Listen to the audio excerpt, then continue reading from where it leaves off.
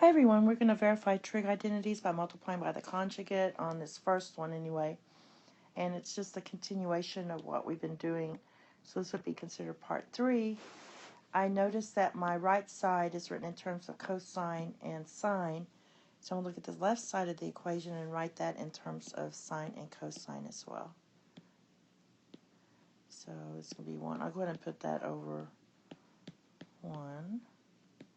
Now, I'm going to get 1 over cosine and get your common denominator here. And this is going to be, if you cross, just cross here, and you're going to get cosine of theta plus 1. But you know by now that you can cross those out. So we're left with 1 over, and I'm going to go ahead and flip this, and I'll tell you why in a minute, 1 plus cosine of theta.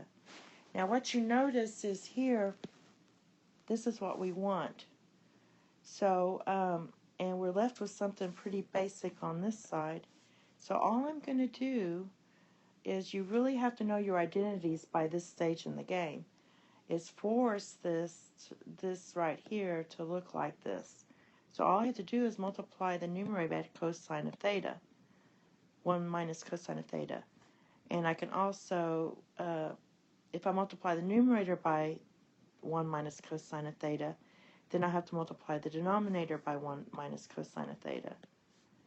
And when you multiply across, you get 1 minus cosine of theta over, this is your a plus b times a minus b, and you get a squared minus b squared.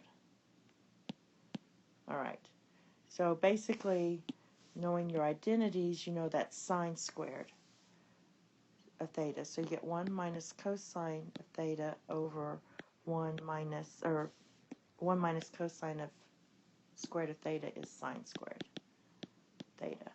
So basically these two match, and we're good to go. We're going to do 3 more. We have something basic on the right side, so let's write this left side in terms of sine and cosine, and do the same thing we did in the previous slide. So figure that out. And then we have this plus 1 here. So I'm getting my common denominator. So it's going to be, let's see, this one I think I did this last time. So basically, I think I'm going to go ahead, and it's getting a little too, I think I've got another idea here. What I'm going to do here is go ahead and, knowing what I have here, is go ahead and expand this out as 1 minus tan squared of theta plus 1 plus tan squared of theta over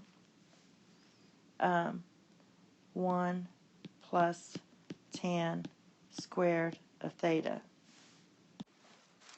And so basically what I did is I took this 1 and I found out my common denominator. So my common denominator is 1 plus tan squared of theta, and I put this in fraction form, and I kind of cross-multiplied this up here. All right? And by doing that, this is a different way to do it, I notice that my tan squares cancel, and I get 2 over 1 plus tan squared of theta.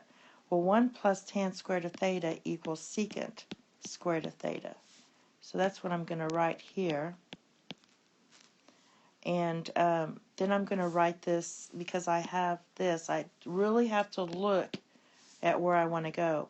So I'm going to write this as 2 times 1 over secant squared of theta, which equals 2, and this is cosine squared of theta. So that matches up. So do you see where I started at? We could have done it that way, but then it would have been a lot of work, and I went ahead and just found the common denominator for this. Okay, the next one, we have this here. So I'm going to do basically the same thing. We want this to equal 1, so I'm going to take this and write this as 1 minus cotan squared of theta over, and call this cosecant squared of theta, because that's your Pythagorean identity. Add your little tag-along guy here and get 2 cosine squared. Alright? Now what I'm going to do is go ahead and get my common denominator and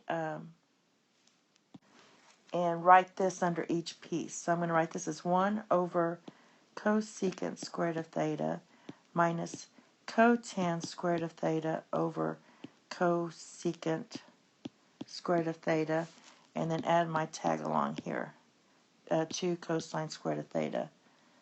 Now I know that this equals sine squared of theta,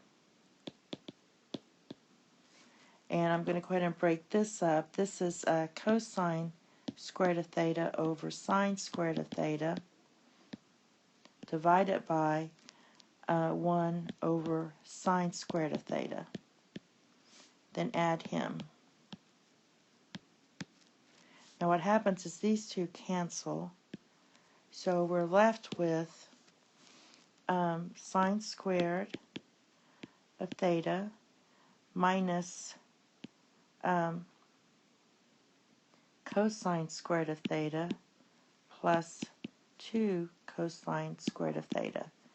Well, this part here equals cosine squared of theta, so you get sine squared of theta plus cosine squared of theta, and that equals 1, which is our desired result. Okay, on the last one, says something basic here. So since this is in sine and cosine, I'm going to go ahead and write this in terms of sine and cosine with my trig ratios. And go ahead and write this as 1 over cosine times 1 over sine. And get the common denominator here. And you're going to get, for the common denominator here, you have to take both of these. So that's cosine of theta, sine of theta, and cross here. And you get sine of theta minus cosine of theta. And this is very similar to one we had earlier. Whoops, sine of theta. These cancel, and when you divide by 1, that's insignificant right there, and so we have these two that match. So we really have to force ourselves to look at the end result. Okay, the next step we're going to do is the same thing, but we really have to look at the end result and force our way to that end result. Thank you. Have a nice day. Bye-bye.